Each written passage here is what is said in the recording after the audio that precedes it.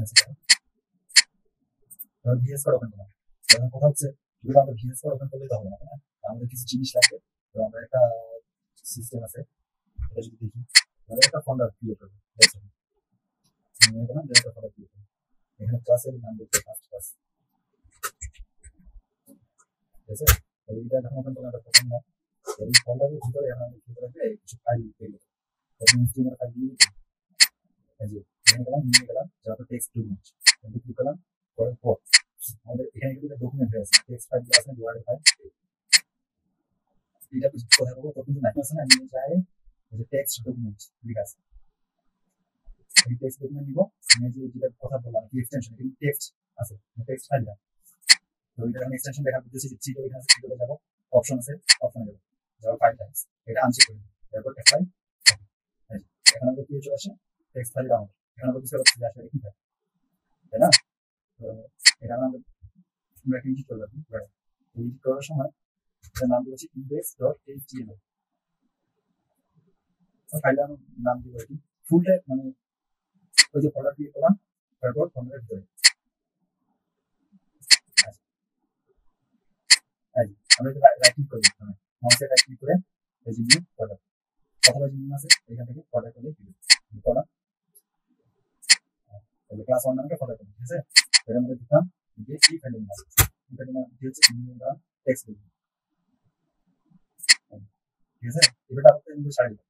তারপর এই ফাইলটা এখানে এডিট করব, এডিট করব। এই যে পিছনে এক্সটেনশন আছে, এই এক্সটেনশনটা আমরা এই এক্সটেনশন রাখতে পারবো। তো এটা কি রাখতে পারবো? এটা প্রথমে নাম দিব হচ্ছে ইন্ডেক্স, ডোটা থাকবে, ডোটা যে টেক্সট আছে, টেক্সটের পাশে দিব HTML, ঠিক আছে? তারপর এন্টার দিলাম, তারপর এই অপশনটা দিলাম, ইয়েস করলাম, এটা ফাইল হয়ে গেল। এখন এটা আমরা ক্রোমে রান করলাম, টাকা এটা কিন্তু চিনি, ঠিক আছে?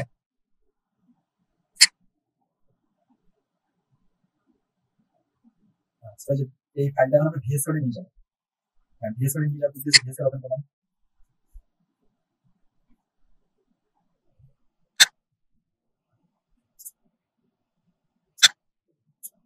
ভিএস কোড ওপেন করে এটা কি করবো?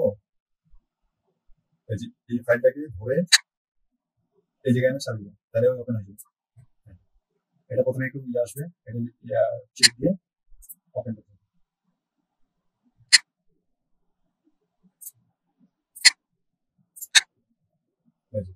ওপেন হয়ে গেছে। হ্যাঁ, আসলে রান করেছি, তাই না? এটা রান করেছি, ইন্ডিয়ান সিস্টেম এটা রান করেছি।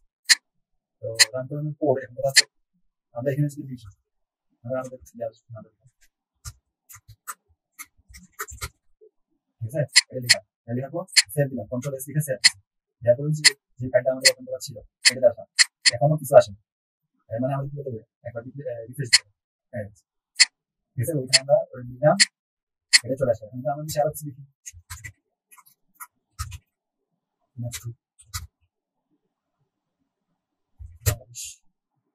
লিখলাম, এটার পর সেভ দিলাম, পেস্ট হবে, যেগুলোটা পেস্ট, ঠিক আছে? পেস্ট আসলাম, আবার রিপিট করলাম, এই যে পরে কি দিলাম, দিনাজপুর বাংলাদেশ, এটাও চলে আসলাম। তো কথা হচ্ছে আমরা এটা যে কোনো কিছু লিখতে পারি, সেটাই আমাদের চলে আসবে। তো আমরা সবকিছু কিন্তু একটা নিয়ম আছে, যেমন আমরা 4 বছর দিয়েছি, এখন হুট করে তো আমাদের সার্টিফিকেট কেউ দিবে না, বুঝলে? 4 বছর পড়ার পর আমরা সার্টিফিকেট পাইছি, তাই না? তো এটারও কিছু নিয়ম আছে, কিছু স্ট্রাকচার আছে, সেই স্ট্রাকচার গুলো আমরা দেখবো। প্রথমে সরকারের কাছে দেখাই এটা হচ্ছে স্ট্রাকচার, এই স্ট্রাকচার অনুযায়ী আমরা কাজ করবো। এটা তাহলে কি, এটা হচ্ছে হেড টেক, এটা একটা টেক, এটা হচ্ছে বডি টেক, এটা হচ্ছে HTML টেক, আর এটা হচ্ছে পুরোটাই ডক টেক, মানে HTML পুরো অংশটা। তাই একটা যদি ওপেন করি, হ্যাঁ HTML টা যদি ওপেন করি, এর মধ্যে কি কি থাকতেছে? তার সাথে থাকবে হেড ক্লোজ হবে, মানে এটা হচ্ছে শুরু শেষ, আমি তো দেখাচ্ছি সমস্যা নেই। তারপর হচ্ছে হ্যাঁ তারপর হচ্ছে থাকবে বডি, আর HTML টা হচ্ছে এটা HTML ক্লোজ টেক। এটা তার বডির ভিতরে কি থাকবে? বডির ভিতরে এই যে আমরা দিলাম না ফ্রেন্ডস, এটা দিলাম, আমরা এটা দিলাম, সেভ দিলাম, যে বডির ভিতরে দিলাম কি ওটাই দিলাম, ঠিক আছে? তো আমরা যা কিছু লিখবো বডির ভিতরে লিখবো, হ্যাঁ বডি দিলাম। এখন হেড, এই যে এই জিনিসগুলো আছে, এগুলো নিশ্চয়ই কিছু না কিছু কাজ আছে। তারপরে এই যে এটা ল্যাঙ্গুয়েজ, HTML ল্যাঙ্গুয়েজ কি ভাষা, ইংলিশ, এটা অবশ্যই কাজ। Chart sheet, chart sheet, chart এসিটিভি শর্ট ফর্মে লেখা আছে। তো চার্ট শিট মানে হচ্ছে আমরা এই বইয়ের ভিতরে যা কিছু লিখি না কেন আমাদের যাতে শো পেজে সাপোর্ট পাবে, এটার জন্য এটা।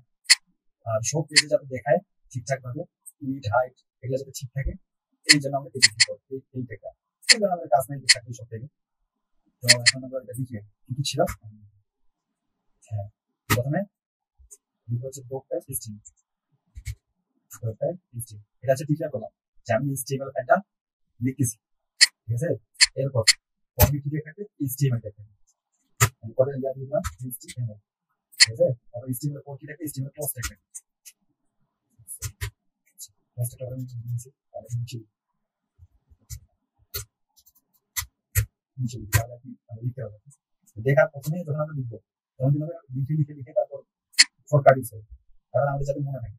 আচ্ছা, আমরা HTML-টা লিখলাম, লেখার পরে HTML পরে কি থাকবে, এই যে হেড ট্যাগ থাকবে, হেড ট্যাগ আমরা লিখি হেড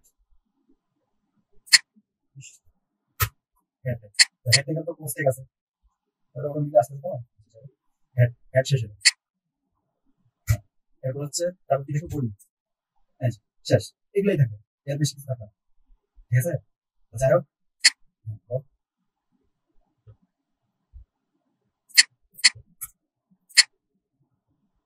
হ্যাঁ আচ্ছা ঠিক আছে, এগুলো কাজ আমরা আসতেছি ধীরে, ঠিক আছে, সমস্যা নেই। আমরা এই স্ট্রাকচারটা নিয়ে আসবো, এই স্ট্রাকচারটা নিয়ে আসার টেকনিক হচ্ছে শিফট ওয়ান চাপলে এই যে এক্সপ্লেনেশনটা, শিফট ওয়ান মানে শিফটে চাপলে ওয়ান না চাপলে এই এক্সপ্লেনেশনটা আসবে না, তারপরে আসার পর এন্টার দিতে হবে। প্রবলেম শুধু জাস্ট এখানে বেশি আছে কি, টাইটেল বেশি আছে, এটা আর এই যে লিঙ্কটা বেশি আছে। তো এখন তুই যেটা বললি এই যে আমরা ডকুমেন্টটা আছে না, এখানে টাইটেলটা প্রথমে নিয়ে আসলাম, আমরা এটা যেহেতু ফার্স্ট ক্লাস আমাদের ক্লাস নাম দিয়ে দিই, এটা সেভ করলাম, কন্ট্রোল এস দিয়ে আশা করি লিখে ফেললাম, আমাদের টাইটেল চেঞ্জ হয়েছে, ঠিক আছে। এরপর আর কিছু বিষয় আছে, আমরা এখন টেক সম্পর্কে জানবো, কিছু টেক আছে আমি দিব, হ্যাঁ টেক দিব, এই টেক ক্লাসে কালকে প্র্যাকটিস করে পরশু দিন আমাকে জমা দিই।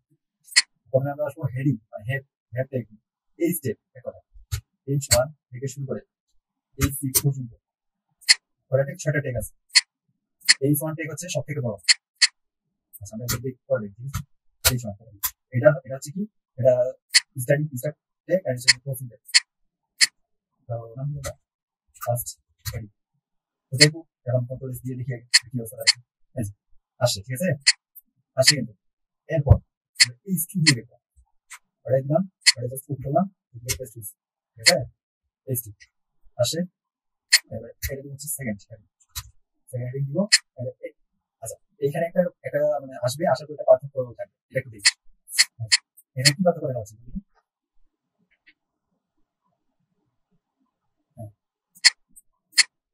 বোল্ড হয়েছে আর হ্যাঁ হ্যাঁ ঠিক আছে। এখন পরে আর ওই যে 6টা টেক আছে, আমরা 6টা টেক এখন লিখবো, এখানে H1 H2 3 4,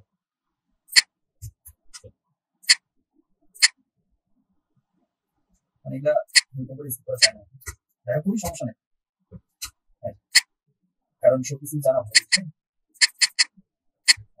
আমরা ক্লাস করছি সমস্যা নেই, সময় আছে 1 ঘন্টা 2 ঘন্টার মতো, তোমরা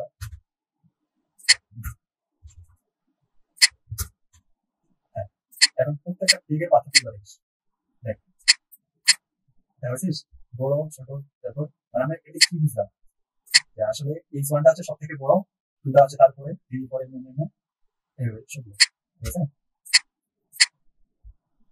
তাহলে আমি কি জানলাম, এই স্টেপ। এখন আছে হচ্ছে পিটেক, মানে হচ্ছে প্লেগ্রাফ পিটেক, হ্যাঁ এখানে আমরা কিছু লিখি চেষ্টা করছি, এখন লিখি এই যে, ঠিক আছে, পিটেকের কাছে দিই, আমরা বাকি অ্যাডভান্স করে যাবো, সমস্যা নেই, আগে এইগুলো সম্পর্কে জানবো।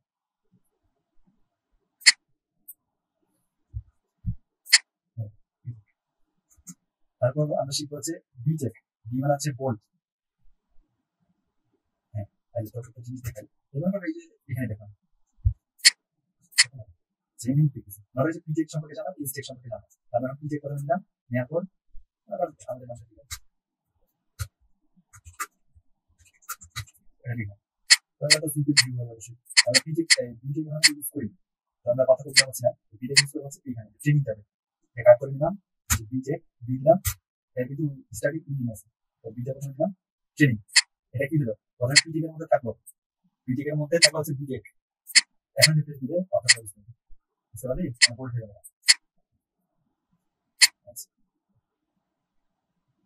তো যে মনে করো এটা আছে, এর নিচে আমরা একটা আন্ডারলাইনের মধ্যে মনে করো সেপারেট আছে, তো এটা কি হচ্ছে কি বিআর টেক, বিআর মানে হচ্ছে ব্রেক টেক, অবশ্যই ইনসাইড টেক, এই তাহলে এটা ইয়াদ আছে, এটা নিচে ইনসাইড সিম্পল, এটা শুধু স্টার্টিং টেক, স্টার্টিং টেক দুইটা দুই পাশে চলে আসে। তো এখন আপাতত এই তিনটা চারটা টেকই থাক, আমরা আরো কিছু জিনিস আছে সম্পর্কে জানতে পারি। তো এই যে আমাদের হচ্ছে, হ্যাঁ আমাদের হচ্ছে একটা সাইড আছে, আমরা যদি ওই সাইডে ঢুকি আমরা এ টু জেড সব টেকগুলো পাবো, সব টেকের ব্যবহার করবো, কিন্তু ওইখান থেকে আসলে শেখা যায় না, অনেকগুলো হাজার হাজার টেক আছে। আমি দেখাই ডাব্লিউ3 স্কুল নাম মনে শুনছি,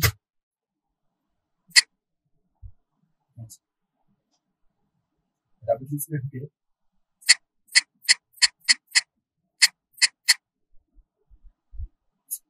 এখান থেকে আমরা যে স্টেম লার্ন স্টেম সেম আমরা যে কাজ করবো না, স্টেম বেসিক বেসিক আছে যেটা প্রথমে আমরা শিখলাম, স্টেম এলিমেন্ট ঠিক আছে, এই যে টেক নেম, এই যে এইচ1 পি বিআর টেক, হচ্ছে যে হেডিং এইচ1 টেক যেটা শিখলাম। এবার যে এখানে কিন্তু দেখছিস মানে যে ট্রাই ইট ইয়োরসেলফ, এখানে গেলে কিন্তু প্র্যাকটিস করা যায়। তারপরে আছে প্যারাগ্রাফ সিস্টেম, প্যারাগ্রাফ এক্সিট দিলাম,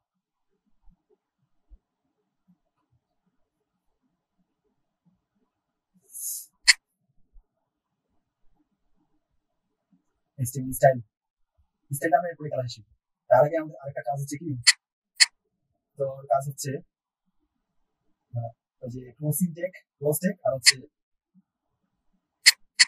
ওপেন টেক, মানে যেটা হচ্ছে যে এটা দুটোই থাকবে, মানে স্টার্টিং থাকবে ক্লোজিংও থাকবে, ওটা মানে হচ্ছে ক্লোজিং টেক, আর এটা হচ্ছে ওপেন টেক, মানে একটাই শুরু থাকবে, মানে ইঞ্জিন থাকবে না।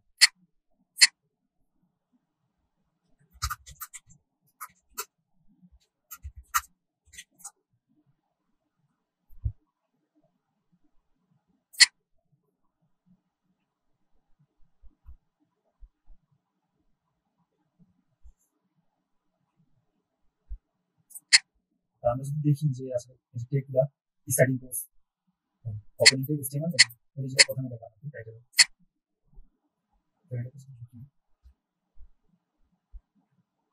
এই এখানে সব ব্রাস, কোনটা টেক হচ্ছে তোর ওপেনিং আছে, কোনটা ক্লোজিং আছে, শুধু কোনটা মানে ক্লোজিং নাই, এই যে ইনভেস্টেড এটা কিন্তু ক্লোজিং, বিআর টেক যেটা দেখলাম আমরা ওই ইনভেস্টেড যেটা ক্লোজিং নাই, আর এগুলো আছে সব ক্লোজিং আছে। এই টেকগুলা তো কালার চেঞ্জ করার জন্য আমরা যে সিএসএস জানতে পারি, সিএসএস এর সম্পর্কে শুনছি, তো সিএসএস হচ্ছে তিন প্রকার, একটা হচ্ছে ইনলাইন সিএসএস, একটা হচ্ছে ইন্টারনাল সিএসএস,